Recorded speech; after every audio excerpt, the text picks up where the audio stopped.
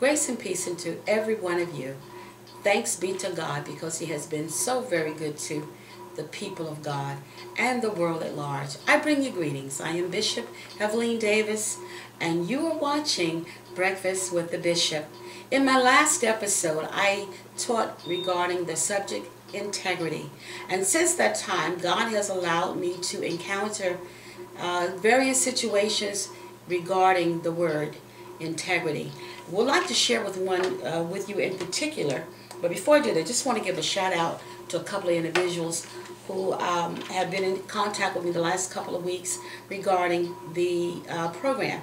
I'd like to give a shout out to Elder Jermaine Reese from South Carolina, and also to Elder Earl Hopkins from Virginia. I ask that you both continue to pray for me and keep watching the program. Now, the example I want to share with you regarding integrity occurred one day recently when I was in a classroom. I was substituting for an ROTC program in my local high school. I found it quite interesting and was very impressed. The sergeant, I guess staff sergeant you would call him, was very busy. I wasn't covering for him, but he gave us information as to what the young people were going to do. And so the staff sergeant was in and out of the classroom, and he said to me, we have team leaders and they knew exactly what they're to do. And so I was told they're going to go into the hallway and then they're going to do an inspection. I observed these young people, and as they were going through their daily or usual routine, I heard such things as, when was the last time you polished your boots? You need to get your hair cut within the next week. Where is your belt? Various things. They asked them all kinds of questions, and when the inspection was over, they went back into the classroom. At the same time, I had no part in giving any instructions. They proceeded to have a class of instruction. The team leader discussed with them plans that they had regarding an event for one of the staff members, and they were brainstorming about what they were going to do, how were they going to get the funds they needed, and etc., etc.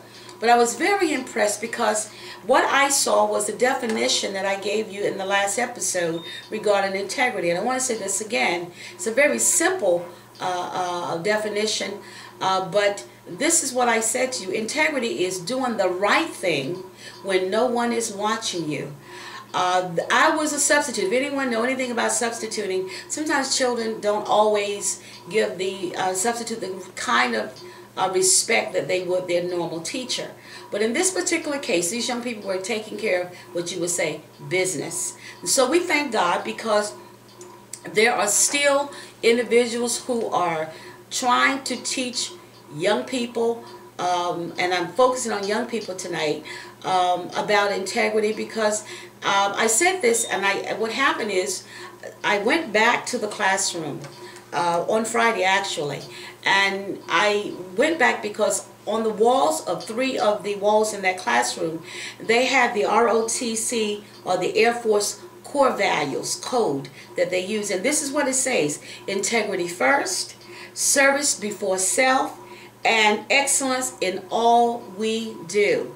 So I had an opportunity to meet the major of the program that was absent the day that I was there, and I briefly interviewed him, and he talked to me. We talked about how they stress and they strongly try to enforce the value of integrity. So he asked one of his team leaders to come into the office and ask her to give us a definition for integrity. And it was interesting because I never mentioned it to the major. And the young woman said to me, our definition is doing the right thing when no one is watching. And I was very happy to see that someone is focusing on that value, because it is so important. In another classroom last week, I heard the value of regarding money and what would happen if you had an opportunity to take money, and you know, how often would you do it? And this young individual talked about the fact that he would take it if he needed it for that particular time, and it didn't matter to him that it was his employer's money. So it is important that the people of God, the body of Christ, because what has happened now is, as I was sharing with the major, is that the scripture talks about in Ephesians 6 and 12, and some of you know what it says. It talks about the wrestling against principalities and powers and rulers of darkness of this world, against spiritual wickedness in high places. We have wickedness in high places, from the White House to the poorhouse. And what has happened is that many times there is all this criticism about young people. And when I look at what our country has done, the problems many times that we are experiencing does not start with our young people. It started in high places. And so the inappropriate behavior, the Bernie Madoffs of the world, who have done things that have taken from people monies that belong to other individuals. They have killed and got away with it because they have monies. Individuals who have had money to get lawyers, they've been able to do it. Years, people are in hiding for 13 or more years after having killed someone. And the message that they continue to send is, I can do it and I can get away with it. And so therefore, when I look at our young people, in the church and out of the church, they are confused. They don't understand why is, and I've heard young people say this, how can they do that? And so we are bombarded with all kinds of inappropriate behavior in high places. As a result, people are just absolutely confused. And what do? They begin to adapt the ways of others.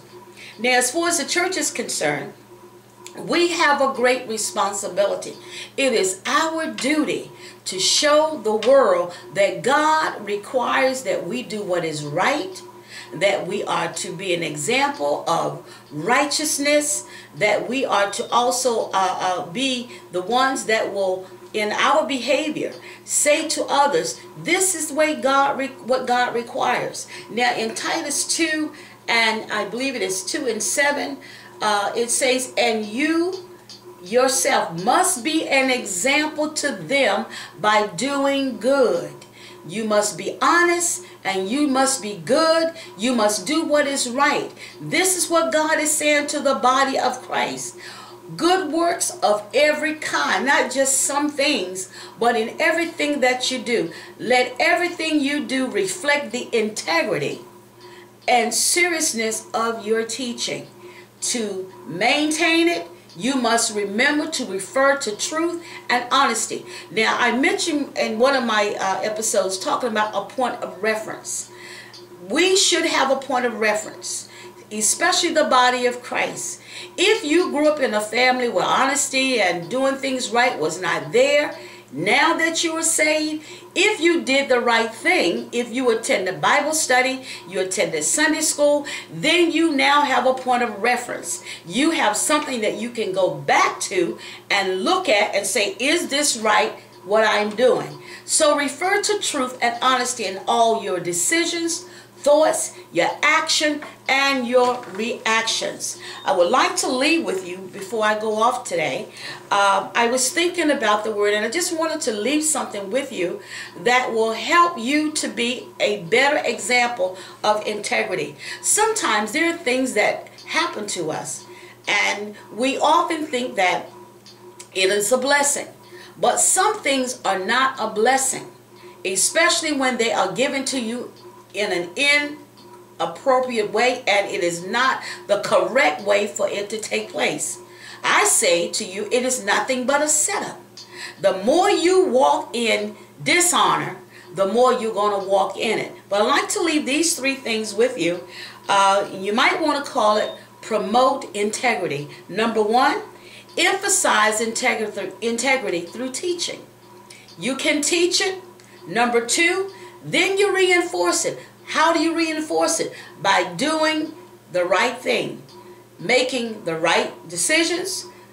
Let your thoughts and your actions be in honesty. And the last one, be an example. Everywhere you go, whatever you say or whatever you do, make sure that your reactions, your thoughts and your decisions lined up with the Word of God. Ask yourself this question: what would Jesus do? And you will find, if you're honest, that a lot of things that you would do or want to do, it is not of God. I ask that you pray for me, and I certainly pray that you got something out of this episode. God bless you, and I'll see you the next time.